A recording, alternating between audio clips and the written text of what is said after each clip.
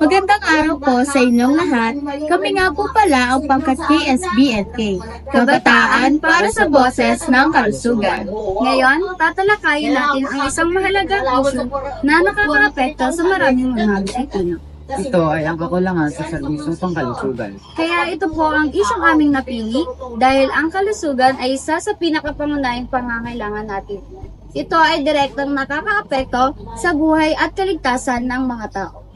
Ang kakulangan sa serbisyong pangkalusugan ay hindi lamang nakakaapekto sa mga individual, kundi pati na rin sa komunidad at ekonomiya ng ating bansa. Kaya naman, ang kakulangan sa serbisyong pangkalusugan ay isang issue dapat bigyan ng pansin at solusyonan. Narito, sina Oliran at Tamayo para magsagawa ng panayam patungkol sa kalagayan ng serbisyong pangkalusugan sa ating komunidad.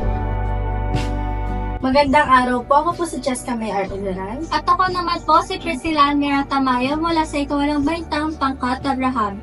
Nakakali po tayo ngayon ng taong ating makakapanayam. Mari po ba namin malaman na yung pangalan Ginang? Bing.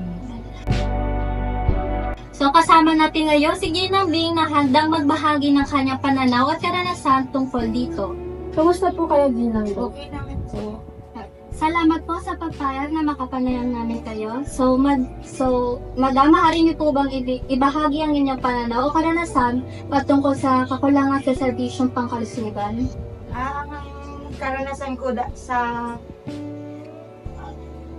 karanasan ko sa pagdating sa hospitals is kakulangan ng mga gamit.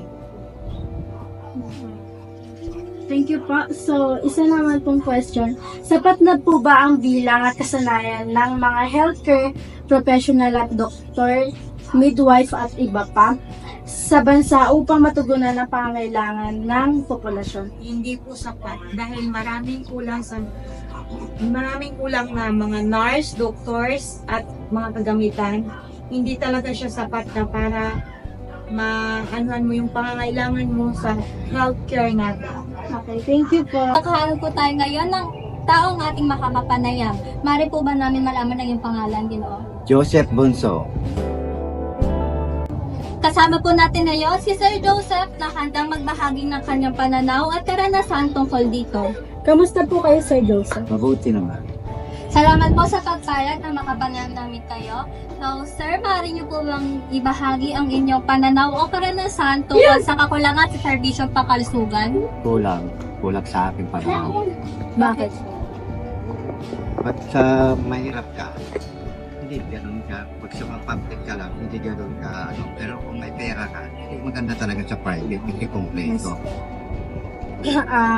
Second question po, sapat na po ba ang bilang at kasanayan ng healthcare professional tulad ng doctor, nurse, midwife at iba pa sa bansa upang matugunan ang pangangailangan ng populasyon? Kulang.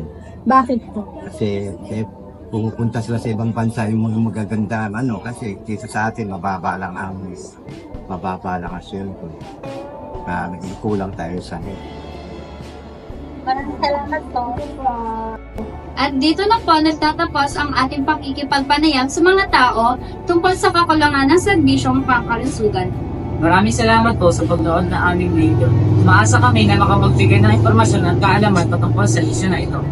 Huwag kalimutan na ang kalusugan ay isang karapatang pangtao at lahat tayo ay may responsibilidad na magbigay ng suporta sa mga komunidad na nangangailangan ng serbisyong pangkalusugan.